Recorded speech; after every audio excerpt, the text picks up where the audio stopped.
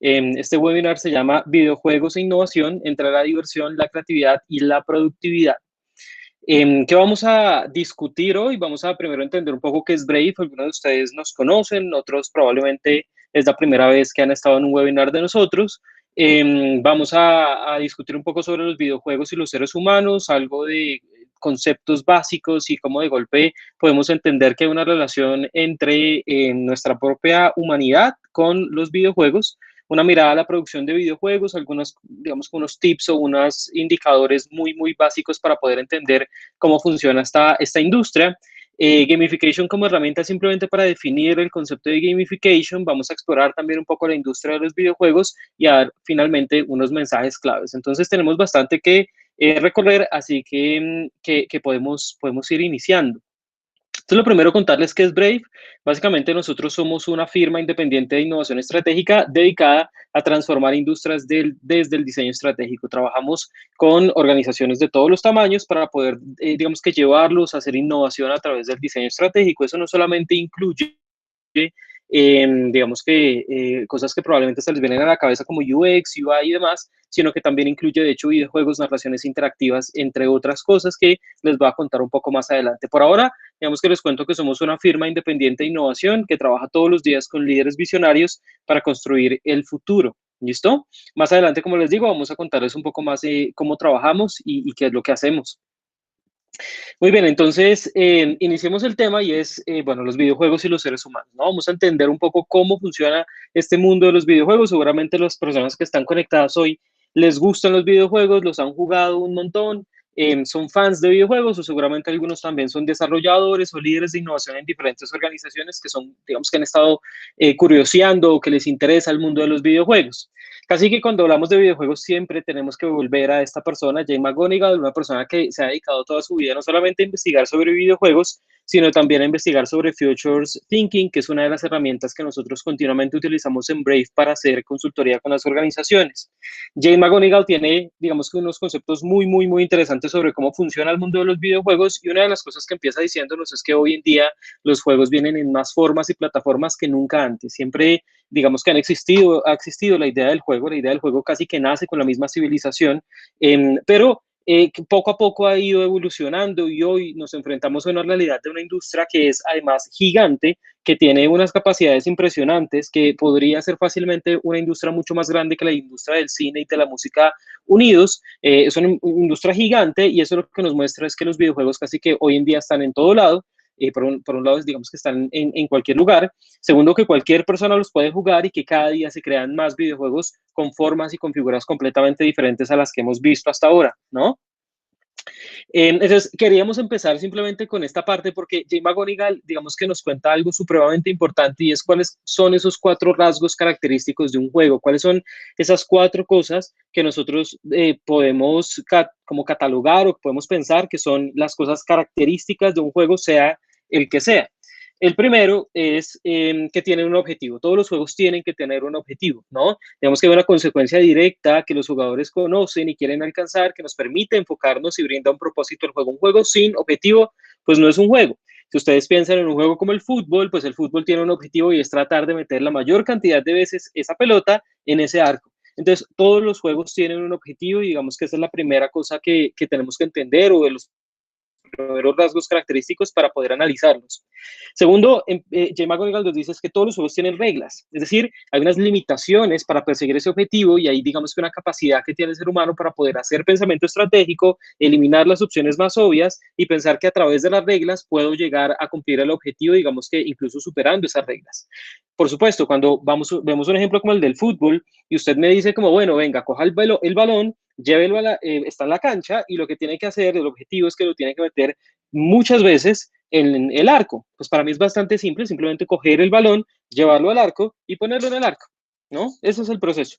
Digamos que lo interesante del juego es que el juego hace que a pesar de que el objetivo pueda llegar a ser fácil y obvio, te van a poner una serie de reglas y una serie de condiciones que te hacen que no sea tan obvio y que hace que no sea tan evidente, ¿no? Entonces te dice, ok, listo, tienes que meter el balón en el arco, pero pilas, porque no lo puedes hacer con las manos, no lo puedes tocar, tienes que hacerlo con los pies. Entonces uno ya dice, bueno, entonces empezamos a crear un sistema complejo de reglas y de, digamos que de limitaciones que me permita a mí no solamente hacer un poco más complicado ese proceso de llevar el balón al arco, sino que también estimulan el pensamiento creativo y estimulan la creatividad, ¿no? Todas estas cosas vamos a ver cuando hablemos un poco de gamification que se pueden aplicar activamente al mundo en otros contextos que no sean necesariamente de los videojuegos.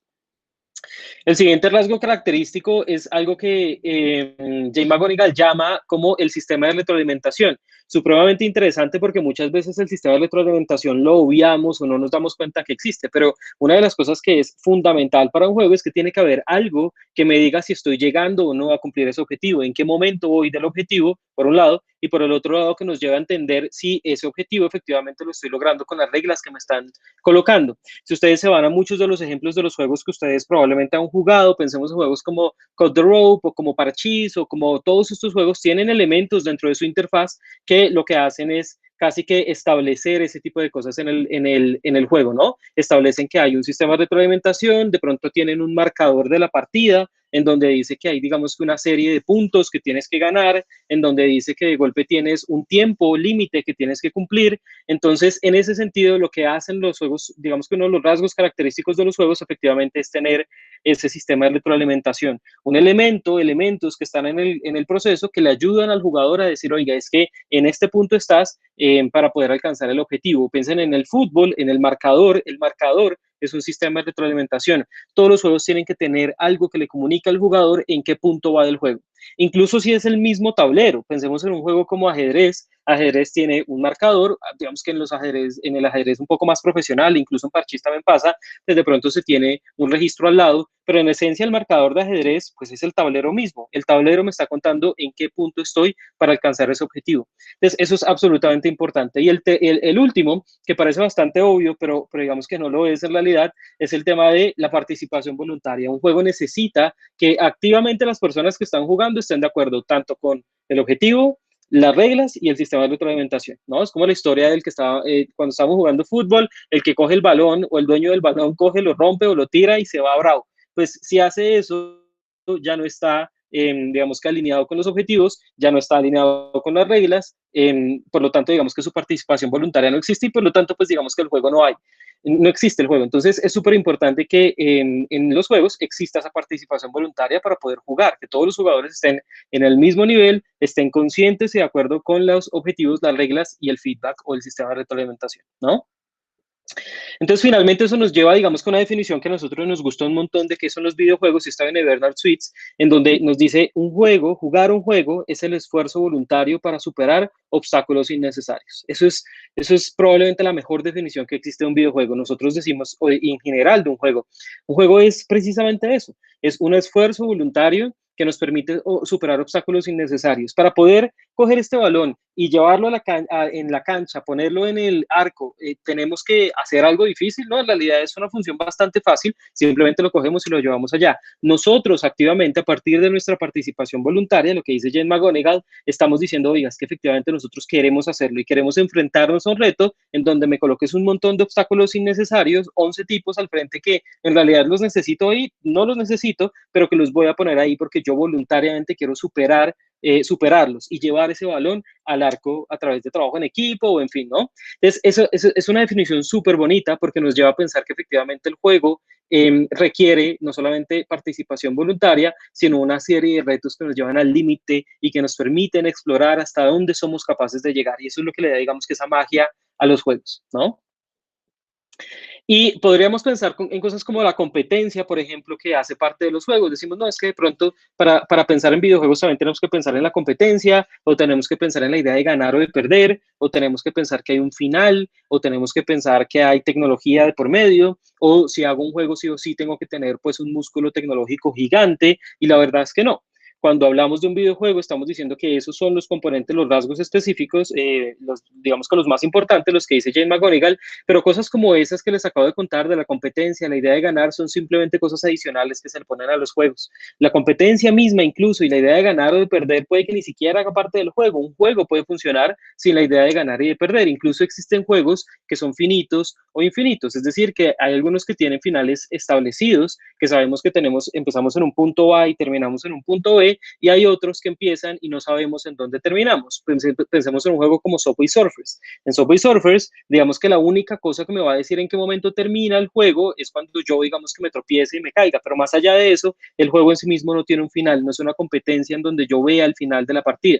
Mientras que en Mario Kart yo sí la tengo, yo sé que hay, digamos que una pista, y en la pista tengo un lugar de inicio y tengo un lugar de final. Entonces, eso es supremamente interesante porque los juegos efectivamente son supremamente flexibles y nos permiten explorar nuevos géneros, nuevas formas de crear jugabilidades y ser, digamos que ampliamente creativos en ese sentido. ¿Mm?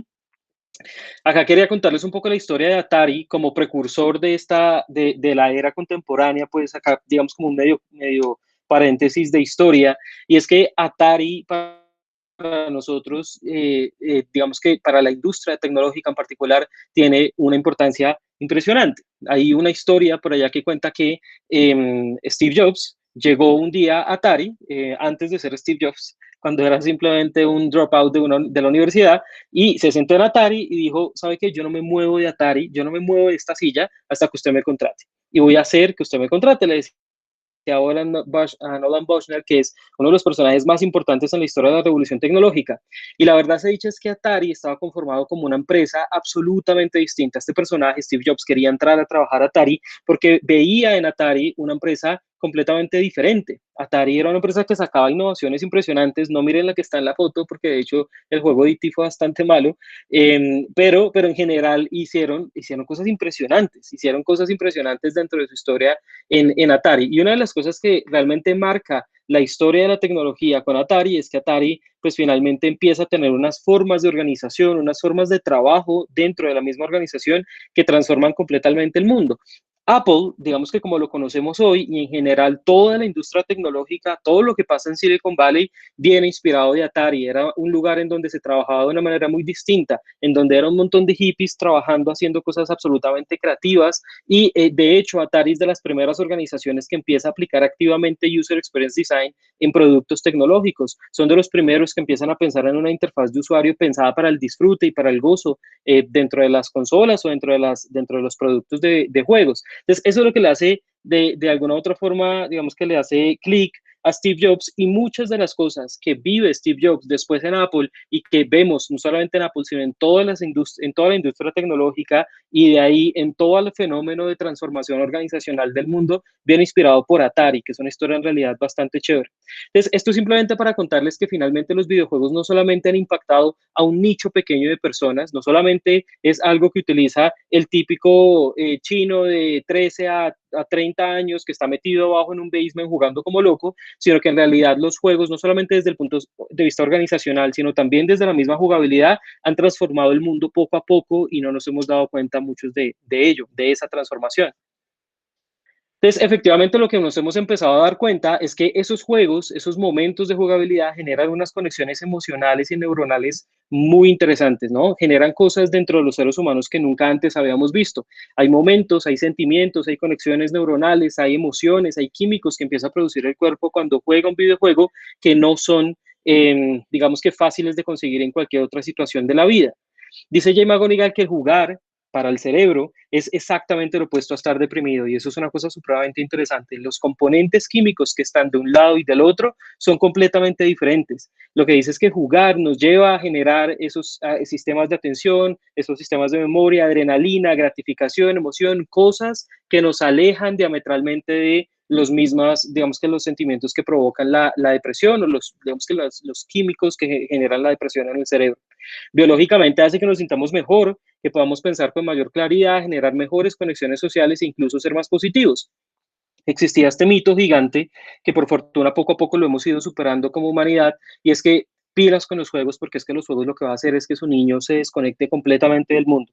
pilas con los juegos, porque los juegos van a hacer que usted definitivamente cree cosas que estén absolutamente alejadas de, o que el niño se aleje completamente de sus conexiones sociales. Y la verdad es que se ha visto que no necesariamente tiene que pasar eso con los juegos pueden estimular las conexiones sociales, los juegos pueden estimular sentimientos y emociones positivas. Depende mucho del juego que se esté jugando, por supuesto, y depende mucho de la intención que tenga el que está jugando.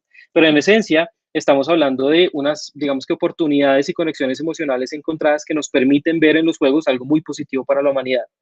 Y hay algo súper interesante, y por eso lo hablamos, ponemos el título del webinar como diversión, creatividad y productividad, y uno dice, bueno, pero productividad suena como medio raro cuando hablamos de videojuegos, y es que hay algo supremamente importante que decir, y es que los juegos implican trabajos, ¿no? Y ese trabajo además es un trabajo que se disfruta y es complaciente.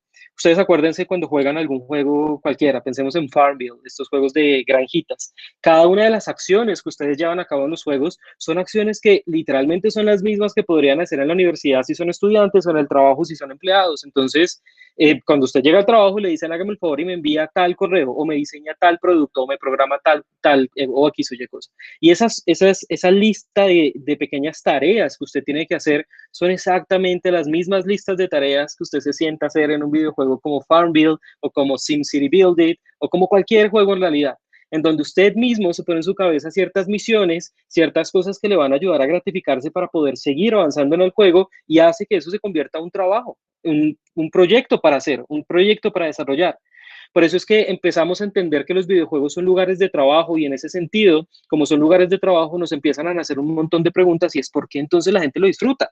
¿Por qué entonces la gente está alejada diametralmente de la depresión? ¿Por qué la gente no se siente mal, aburrida, cansada, frustrada, quemada, como sí pasa en los trabajos, en los juegos? Porque una persona se sienta a jugar 24 horas completas, o si se acuerdan todos estos torneos de Fortnite y demás, de una manera increíblemente amplia en términos de tiempo, generando unas capacidades impresionantes, además creciendo, aprendiendo, siendo altamente productivos y están felices, ¿no? Entonces, esas son algunas de las cosas que generalmente, digamos que entran en temas como gamification particularmente, en los que tratamos de entender cuáles son esas conexiones emocionales y neuronales que aparecen en los videojuegos y cómo podemos replicarlas en el mundo, digamos que por fuera del contexto de los videojuegos, ¿no? Entonces, miremos un poco de eso. Yo quisiera que exploráramos algunos de los trabajos que implican los videojuegos. Probablemente no los vemos, probablemente decimos sí, de pronto tal vez, pero queremos decirlos, queremos contarles cuáles son esos trabajos. Entonces, el primero se llama High Stakes Work o trabajos con altas consecuencias. Imagínense un momento en un juego en donde ustedes están a punto de caerse o a punto de estrellarse o a punto de morir súbitamente. Los diseñadores de juego tienen muy en cuenta eso y es que hay momentos en el juego en donde usted puede perder, digamos que épicamente. Eso es lo que se llama un trabajo con altas consecuencias. En la vida también lo tenemos. Contrario a lo que pasa en la vida, este trabajo no nos frustra, sino que nos implica ir más allá, hacerlo una y otra vez. Pensemos en Uncharted, en este caso, en el que este personaje está corriendo y de pronto se cae en un abismo. Lo primero que va a hacer es tratar de no caerse, ese trabajo de tratar de no caerse o ese trabajo de tratar de evitar el enemigo que lo puede matar súbitamente si no tiene las herramientas para enfrentarse, eso es un high stakes work. Entonces, si ven, casi que vamos creando o pensando en esos trabajos que también de golpe existen en la vida real.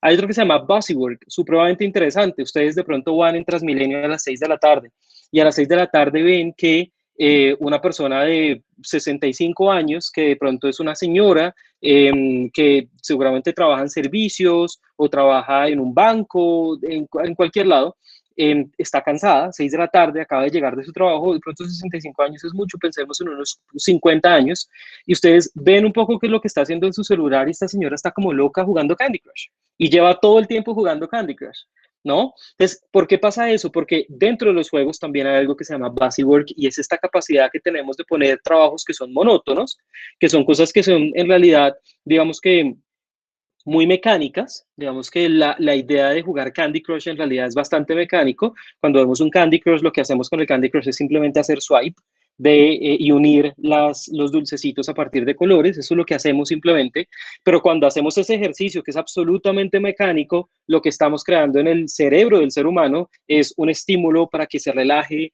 para que baje, digamos que su estrés, para que pueda generar esas emociones calmantes. El Busywork, digamos que se ha descubierto que es una de las mejores soluciones para el estrés. Es ese momento en el que las personas pueden poner su cerebro en calma, pueden, digamos que silenciar un poco su voz, es incluso muy cercano a hacer mindfulness o hacer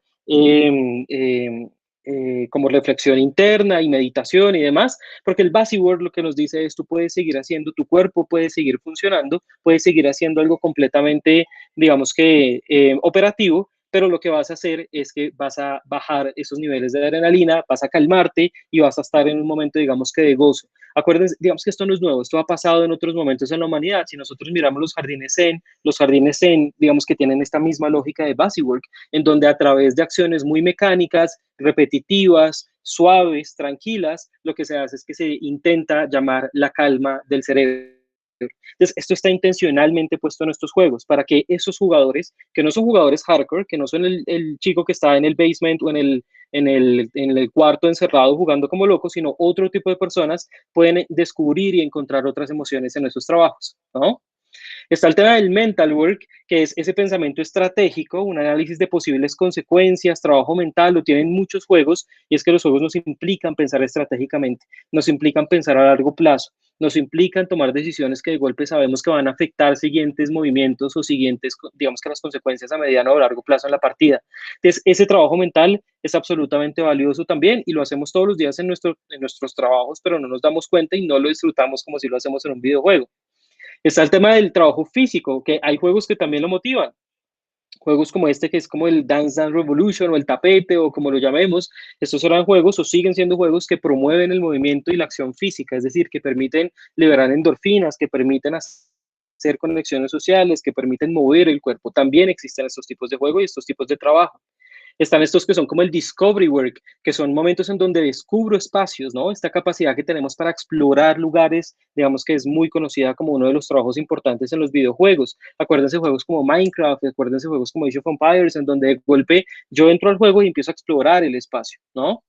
Estos juegos que empiezan a tener también teamwork, este trabajo en equipo, supremamente importante, que motivan la colaboración, motivan la cooperación, puede que no sean personas que necesariamente estén en el mismo lugar, puede que sea un multijugador en diferentes, digamos que personas que están en diferentes lugares, pero el teamwork sin duda es una de las cosas bien importantes que empiezan a motivarse con el trabajo que uno hace en los videojuegos. Y por último, el creative work, que es impresionante, es decir, la capacidad que yo tengo para tomar decisiones dentro de la partida y empezar a construir cosas dentro de la partida. Cuando yo estoy en un juego como Minecraft, en el que puedo construir un castillo, o en el que puedo construir una ciudad, en SimCity Build It, en fin, cuando ustedes de pronto, si han jugado o si tienen a sus hijos que han jugado estos tipos de juegos, ustedes van a ver las partidas de sus hijos o las de ustedes mismos, se van a dar cuenta que tienen cosas construidas impresionantes, que han construido cosas muy bacanas, ¿no? Y eso quiere decir que el juego efectivamente lo que está estimulando continuamente en el ser humano es ese trabajo creativo que podemos utilizar en cualquier otro momento en nuestra vida, pero que en el juego, digamos que tiene primero, digamos que un estímulo importante y también nos lleva a sentir esa diversión y esa gratificación por construir algo hecho por nosotros mismos, ¿no? Hay una historia, hay un cuento súper chévere, no sé si se acuerdan de ese capítulo de Los Simpson en el que están aburridos Bart y Lisa en la casa y Marge abre la puerta de atrás y se da cuenta que está el jardín vuelto nada. Entonces les dice como, pues por favor venga y ayuda y se ponen a limpiar el jardín. Entonces ellos dicen como listo, que lo hacemos y resulta que no lo hacen, a los 2 segundos están otra vez acostados y dicen que jartera, no nos gustó, qué pereza jugar.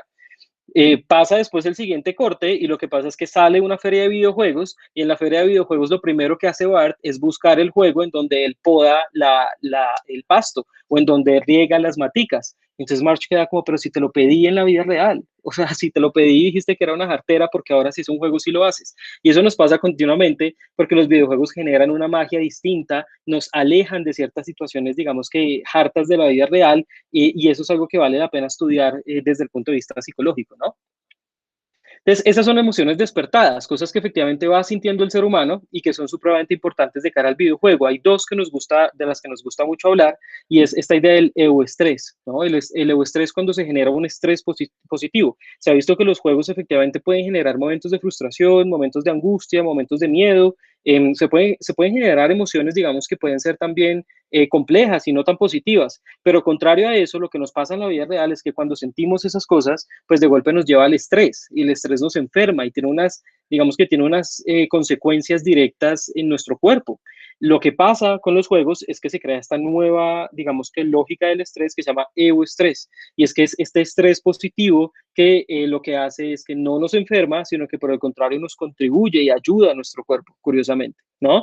Por supuesto, ustedes lo primero que pensarán es, pues obvio, porque es que las consecuencias de la vida no son las mismas en la vida real que en la vida de los videojuegos. Eso es algo súper interesante para pensar y para profundizar precisamente. Hay otro que se llama el fiero y es que es ese momento en el que uno triunfa ante la adversidad, ¿no? El fiero no necesariamente es orgullo, a pesar de que digamos que es el italiano de orgullo, pero no necesariamente es orgullo, va mucho más allá del orgullo. Imagínense un momento en el que ustedes están en un juego de Mortal Kombat y en Mortal Kombat están jugando con su mejor amigo o su primo. Y su primo siempre ha sido muy bueno en Mortal Kombat y siempre les ha ganado. Cuando ustedes por primera vez le ganan a su primo, ustedes no le van a decir, ay, sí, primo, no, muy chévere, choquemos las 5. No, ustedes lo que van a hacer es que se van a gritar como locos, van a sentirse los dueños del mundo, van a decir que, digan, mejor dicho, son lo mejor, van a gritar, van a, mejor dicho, el mismo sentimiento cuando en un partido de fútbol estamos a los últimos minutos, tenemos que clasificar para el mundial, tiran el balón y entra en el arco, ¿no? Y la gente explota y la gente grita y la gente se siente absolutamente realizada, porque esta idea de superar obstáculos que son casi que son supremamente difíciles, que de golpe van mucho más allá del bien y del mal, que están hechos para que no lo hagamos, cuando lo superamos en los juegos, nos llevan a un momento de éxtasis. Hay muy pocas veces en la vida en la que eso pasa en realidad. En la vida real pasa muy pocas veces, pero en los juegos pasa mucho más y por eso es que se estudia y se analiza ese sentimiento, digamos que llamado fiero, en los juegos. Y hay uno súper interesante también, es la idea del flow, ¿no? Y el flow es ese momento en el que usted está en un juego, lleva 4 horas o 5 horas jugando y sigue jugando. Un poco la idea de Jane McGonigal del fiero es que el fiero finalmente es ese momento en el que a usted no le importa ganar o perder, a usted lo único que le importa es seguir jugando. Dentro de gamification se ha estudiado este concepto un montón con la idea de blissful productivity, en la que se dice cómo hacemos para poder llevar a las personas, por ejemplo, a las organizaciones, a un momento de flow, a un momento en el que la gente se sienta tan bien, que sienta, digamos que tanta gratificación, que siga trabajando feliz y que lo haga feliz, ¿no? Por ejemplo, cuando usted está con su pareja o con alguien que le gusta y se sientan a hablar en un café y resulta que es la 1 de la tarde, empiezan a almorzar y son las 7 de la noche, ustedes miran el reloj y dicen, uy, pero ¿en qué momento se pasaron 7 horas o 6 horas? Y eso es porque estaban en un momento de flow, en un momento en el que no se dan cuenta de ni siquiera el tiempo, ni cuánto dura, ni qué es lo que está pasando, sino que ustedes siempre están en un momento de alcanzar cosas, de mantenerse ahí, en ese ganar, no, digamos que ganar o perder no es satisfactorio, sino es volver a intentarlo y seguir y seguir y seguir. Este es el fenómeno que explica estas personas que se dedican tanto tiempo a estar en los juegos, porque entran en momentos de flow tan profundos en donde quieren seguir jugando, jugando, jugando, jugando, jugando, jugando, ¿no?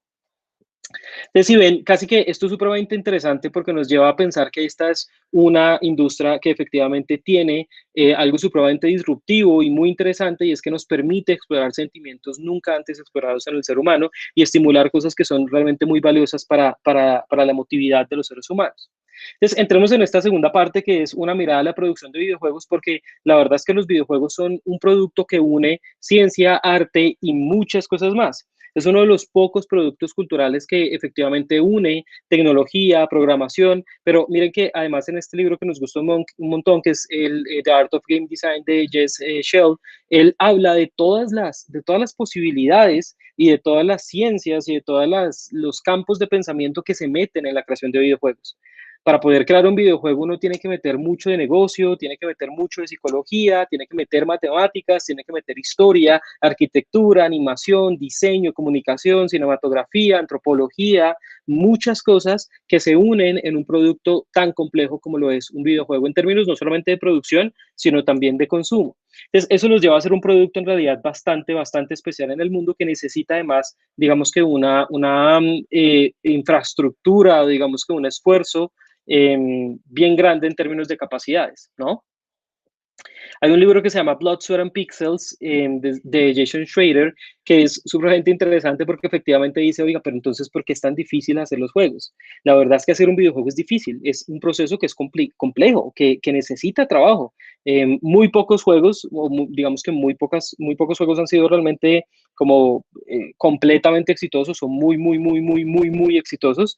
Y estos juegos seguramente tienen cientos de personas que han trabajado en esas mismas experiencias. Entonces, un poco lo que nos cuentan en este libro, que es supremamente interesante, se lo recomendamos porque cuenta historias de videojuegos reales, es que hay algunas cosas, algunas razones que nos llevan a pensar que o a explicarnos por qué es tan difícil de hacer los videojuegos.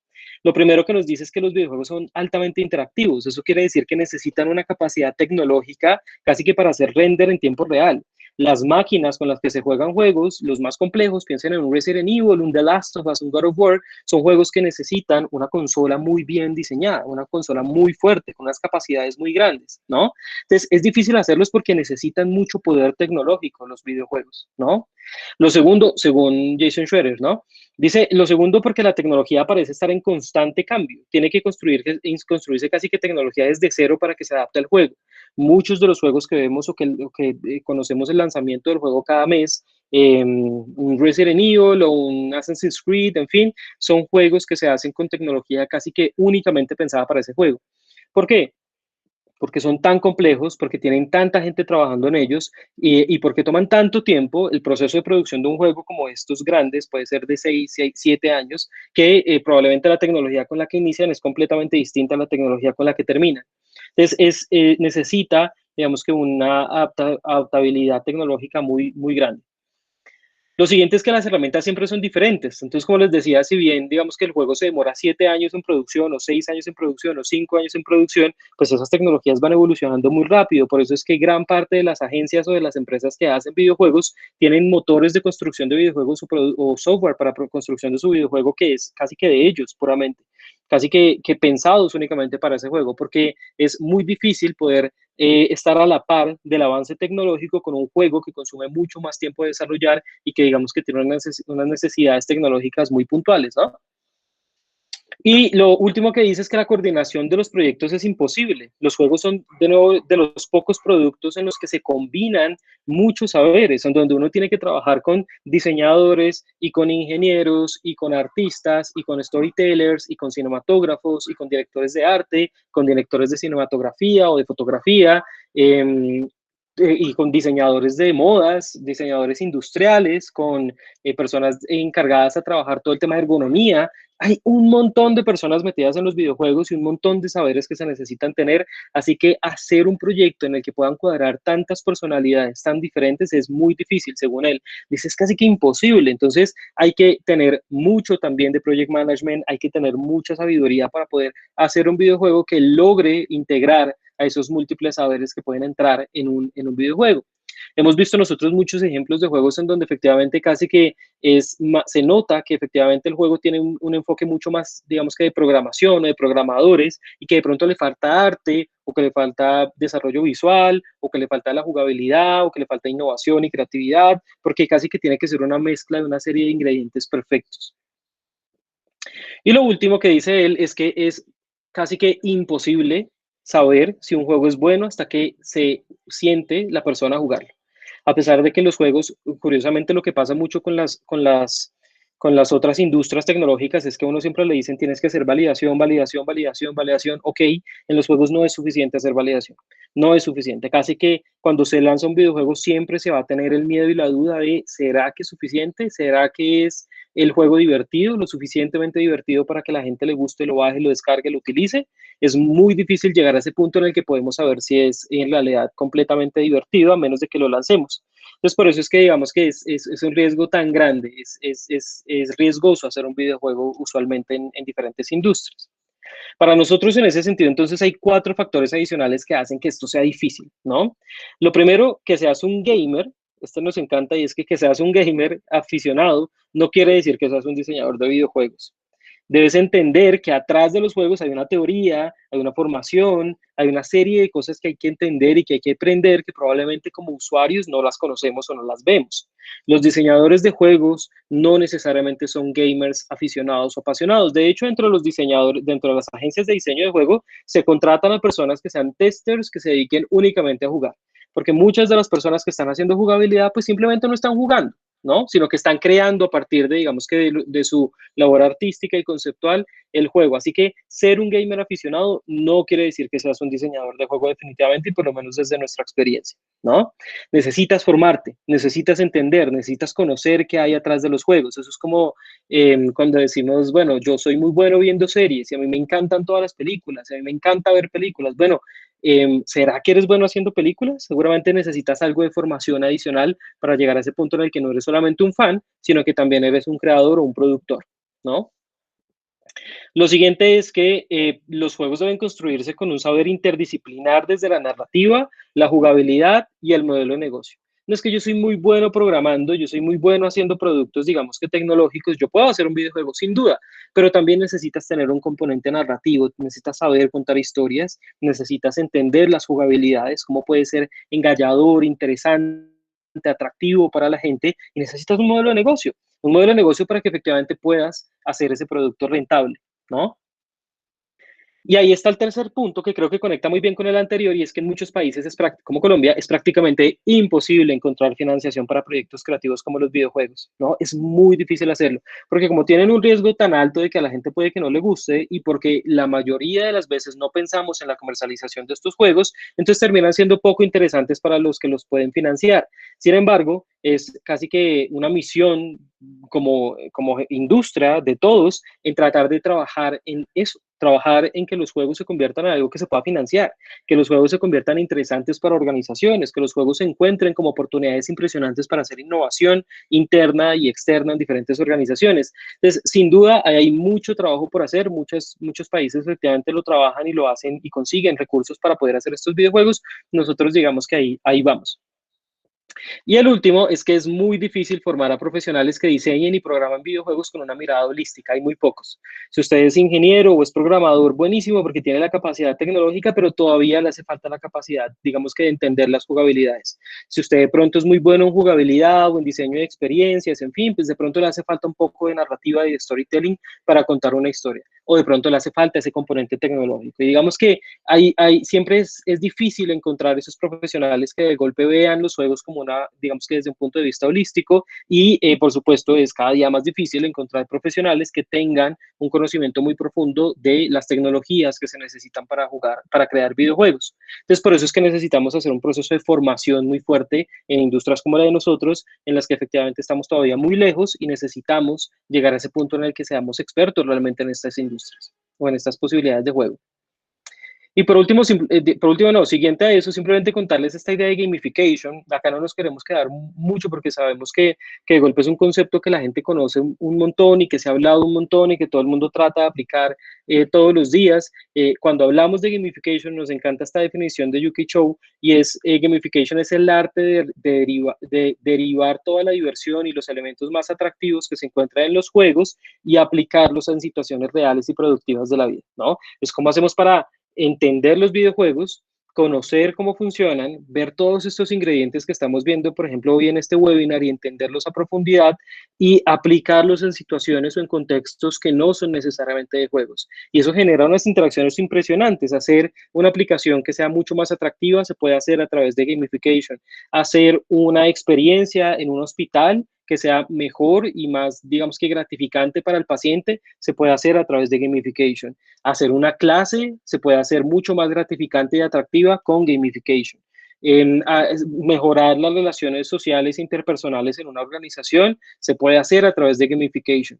Entonces, hay una ciencia atrás de gamification supremamente interesante que explora esas formas en las que se conectan de alguna u otra forma los componentes lógicos y propios de los videojuegos a situaciones y a contextos que no son de juego, ¿sí? Que no son de videojuegos, que hacen parte de la vida real, ¿no? Y es muy interesante aplicarlo porque efectivamente, además de que es difícil, se puede aplicar, se puede hacer y puede crear interacciones completamente memorables en clientes, en pacientes, en estudiantes, en un montón de públicos objetivos.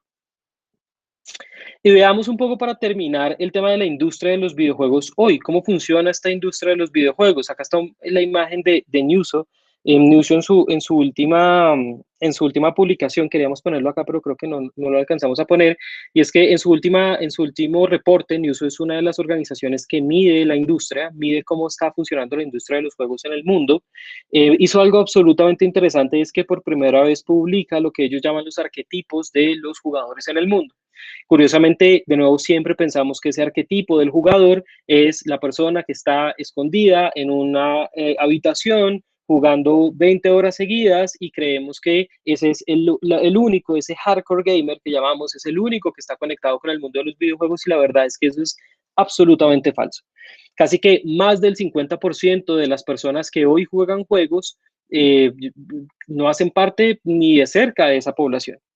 Sí, son personas que de golpe están conectadas con los juegos de cualquier otra forma, específicamente con videojuegos casuales, que los juegan en el bus, que los juegan en momentos en los que están aburridos o están esperando una cita médica, que son personas que no necesariamente son ese imaginario que tenemos de un hombre, que usualmente pensamos que es un hombre. Esta es una industria en donde efectivamente las mujeres necesitamos más mujeres, definitivamente necesitamos no solamente más jugadoras, sino necesitamos también más productoras de videojuegos, porque siempre se ha establecido ese estereotipo del jugador siendo un hombre joven, metido en su cuarto jugando todos los días, pero la verdad es que está lejísimos de ser eso, ¿no? Los jugadores cada día más son más diversos, son más complejos. Una persona de 55 años hoy en día está jugando y está jugando de una manera impresionante, le encanta jugar parchís, le encanta jugar, en fin, ¿no? Entonces lo que vemos con estas cifras que ustedes ven acá en la pantalla es que efectivamente el mercado está creciendo y está creciendo un montón.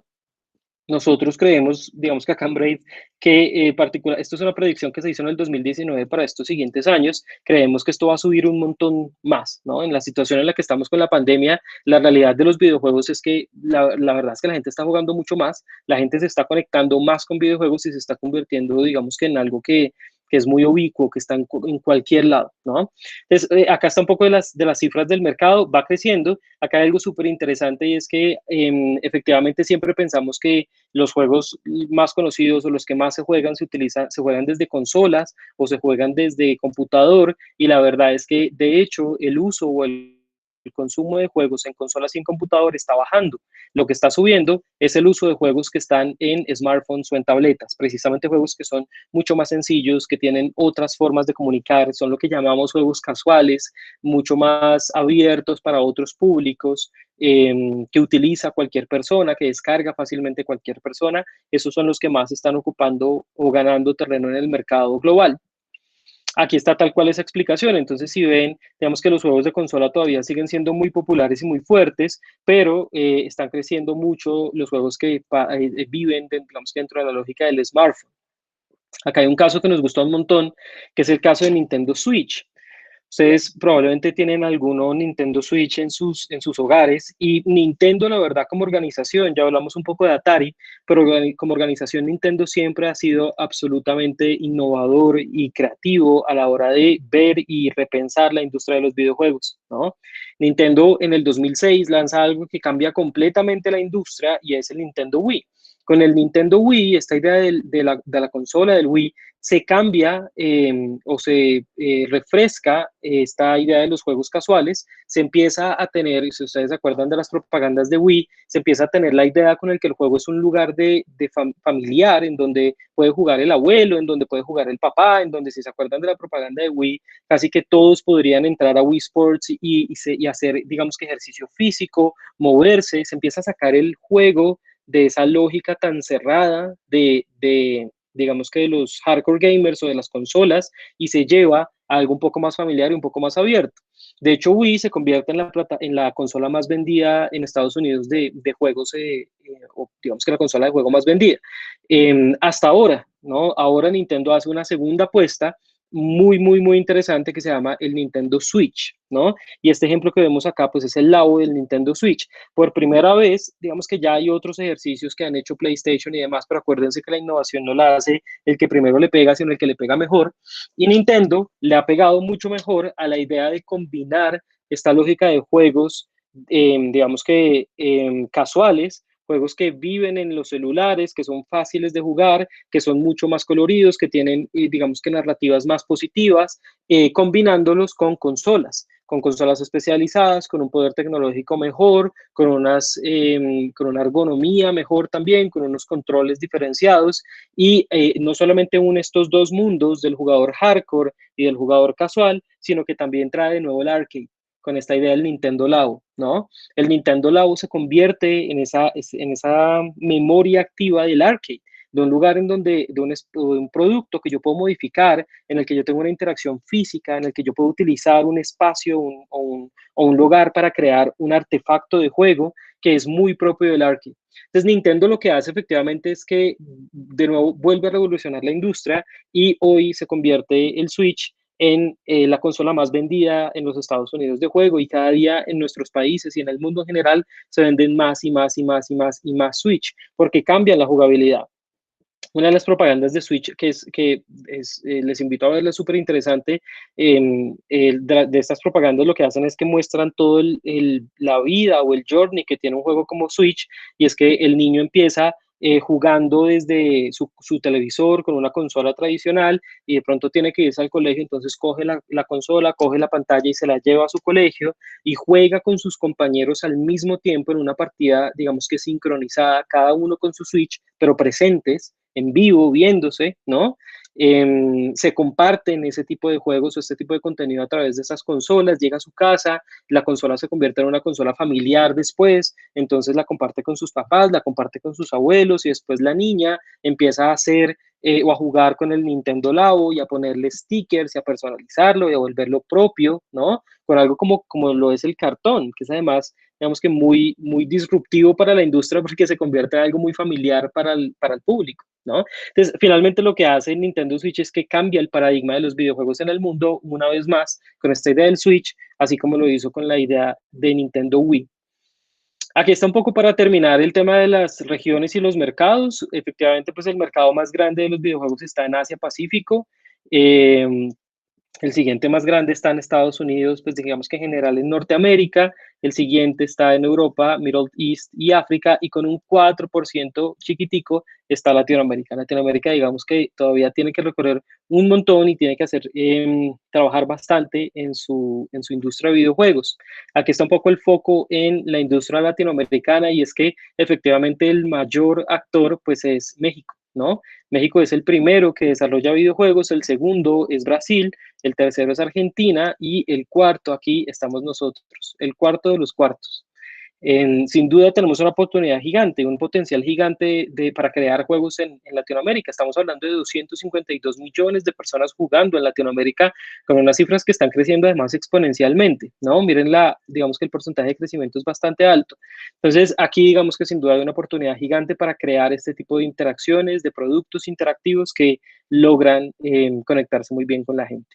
Entonces, simplemente queríamos dejarles unos mensajes clave. El primero, que un videojuego integra múltiples saberes y se conforma como un producto mágico lleno de posibilidades, que los videojuegos significan trabajos y generan en nosotros emociones excepcionales que podemos aplicar en otros contextos, y que aún necesitamos trabajar mucho para tener una industria fortalecida, pero es posible crear videojuegos de alto nivel en diferentes esferas en nuestro país. Los videojuegos no solamente viven en industrias culturales, los videojuegos no son solamente para niños de 18 años o 17 años, los videojuegos no están encasillados en un nicho o en un comportamiento o en una esfera social particular. Los videojuegos hoy en día son ubicuos, están para todo el mundo, sirven para cualquier propósito. A través de gamification los podemos aplicar en cualquier contexto social, podemos hacer que se conviertan en instrumentos muy activos de comunicación, de contar historias, de narrativa. Entonces, en ese sentido, podemos arriesgarnos a construir videojuegos a pesar de que pueda parecer difícil, a hacer videojuegos posibles en nuestro país en particular.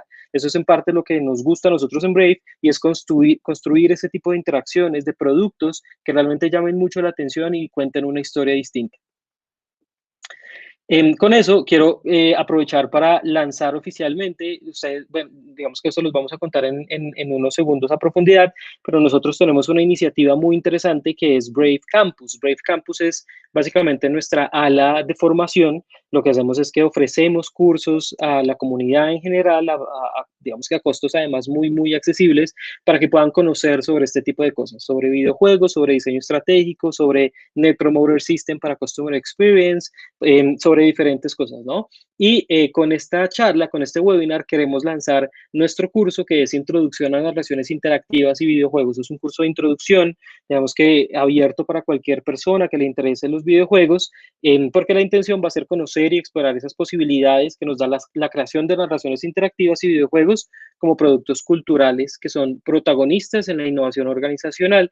Entonces, si ustedes quieren inscribirse a este curso, están muy bienvenidos. Vamos a tener por tiempo limitado para nuestro Winter School, vamos a tener un 60% de descuento. Si a ustedes les interesa, lo único que tienen que hacer es escanear este código QR y hablarnos por WhatsApp a nuestra cuenta de negocio de WhatsApp y los registramos a la lista de espera. Todavía no hemos lanzado las fechas ni hemos lanzado, digamos que totalmente el juego. Entonces, si entran a braveinnovation.com/campus, no lo van a encontrar todavía, pero si nos escriben, nos aseguraremos de que les llegue la información y que estén, digamos que puedan conocer en qué momento lo vamos a lanzar, que pues va a ser muy pronto, porque como les digo, hoy es el lanzamiento. ¿Listo? Entonces, ese es un poco lo que queríamos contarles sobre videojuegos. Acá, en este espacio, antes de que les contemos un poco más de Brave, simplemente queríamos escuchar algunas preguntas y dar algunas respuestas en caso de que las hayan.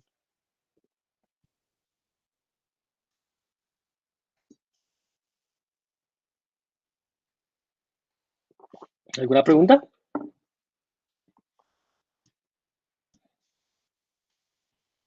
Muy bien. Entonces, en caso de que tengan igual alguna pregunta, estoy pendiente en el chat y ustedes también creo que les aparece un iconito de levantar la mano, ¿verdad?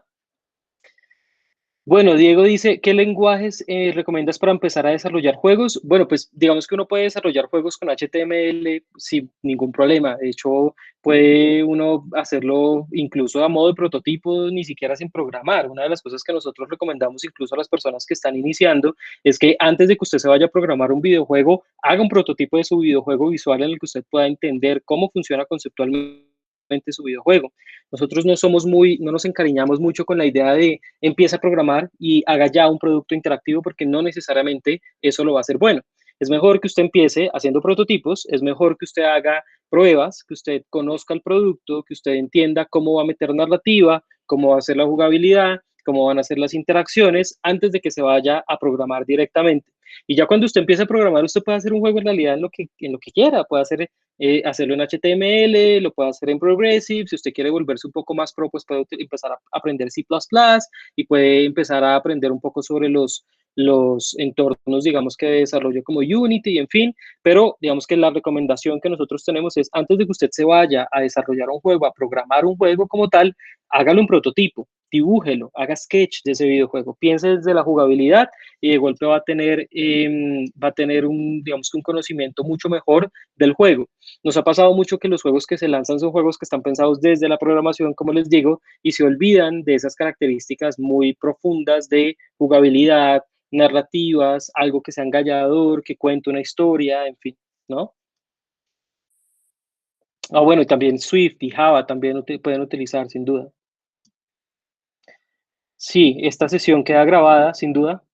Esta sesión queda grabada. Ustedes pueden acceder a la sesión a través de nuestra página web en braveinnovation.com/eventos. Ahí pueden encontrar la sesión. Alguien que no tiene una formación como desarrollador o diseñador, en mi caso psicólogo y consumidor, puede acercarse a este mundo y si es así, ¿cómo podría iniciar en el mundo laboral de los videojuegos? Sin duda, sin duda. Es decir, mira, esto digamos que nosotros no profundizamos tanto de eso en este webinar porque lo vamos a hablar en el curso, pero uno de los modelos más disruptivos en los videojuegos es el modelo freemium. Y cuando nosotros entramos a profundizar sobre el modelo freemium, en cómo funciona y demás, tiene elementos psicológicos y de comportamiento absolutamente profundos, lo que lleva a hacer la industria de los videojuegos, la industria del entretenimiento más grande hoy en el mundo, es un análisis psicológico del ser humano. Entonces, sin duda, los psicólogos se necesitan en esta industria, sin duda, y son absolutamente valiosos.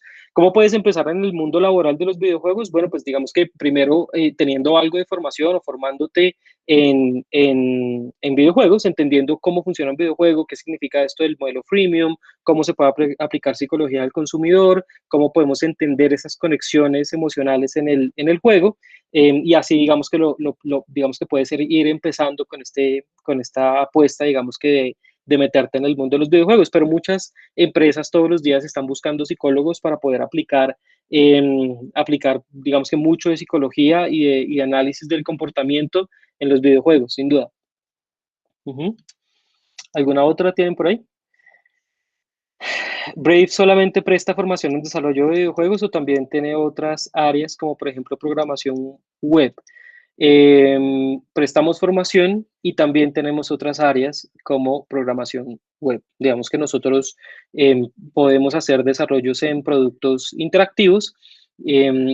Seguramente, digamos que nuestro enfoque, como les digo, está en diseño estratégico, en crear productos en toda esa, digamos que esa dimensión muy completa del producto, no solamente desde la implementación tecnológica, pero por supuesto también podemos acompañar a las organizaciones en eso. Ujú. Muy bien. Bueno, pues simplemente quería terminar contándoles cómo Brave precisamente ayuda a movilizar la innovación.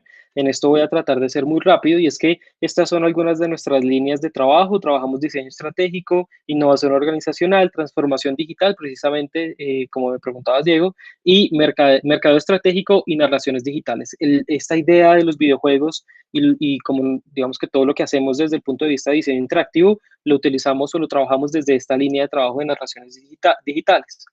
¿Qué tipos de cosas hacemos? Pues hacemos talleres y sesiones de co-creación, investigación estratégica, diseño de productos, servicios, experiencias, consultorías, activación organizacional, estrategia de mercadeo en general, y digamos que sumaba a otros proyectos que podemos hacer para las organizaciones.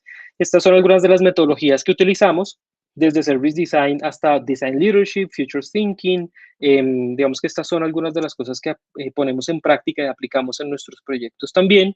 Y tenemos esta línea, como les cuento, de ofertas educativas que se llama Brave Campus. Acá hay varios cursos que están ahora activos, que seguramente próximamente vamos a lanzar nuevas fechas de cada uno, sumado al nuevo curso que es Introducción a las Relaciones Interactivas y Videojuegos, al cual digamos que los invitamos muy cordialmente para que puedan ser parte del curso. Y también tenemos una línea que es formación para organizaciones. Si usted está en una organización grande y usted dice, o cualquier organización en general, yo quiero empezar a formar a mis empleados en X o en Y capacidad a partir de cursos que ya existen o cursos que probablemente no existen y que podemos adaptar o construir para su organización, simplemente tiene que contactarnos, nos puede contactar y con gusto lo ayudamos también a crear programas de formación para su organización. Si ustedes ingresan a braveinnovation.com/campus enterprise, ahí van a encontrar toda la información. Tenemos, digamos que una oferta bien chévere para organizaciones. Y eso es todo. Mil gracias. Muchas gracias por acompañarnos en este webinar. Como les digo, va a quedar grabado en nuestra página web y por supuesto les recomendamos que nos sigan en redes sociales. En Facebook somos Brave to Innovate, en Instagram somos Brave to Innovate también y en LinkedIn somos Brave Innovation. ¿Listo? Y nos pueden visitar también en braveinnovation.com. Mil gracias. Que les vaya muy bien.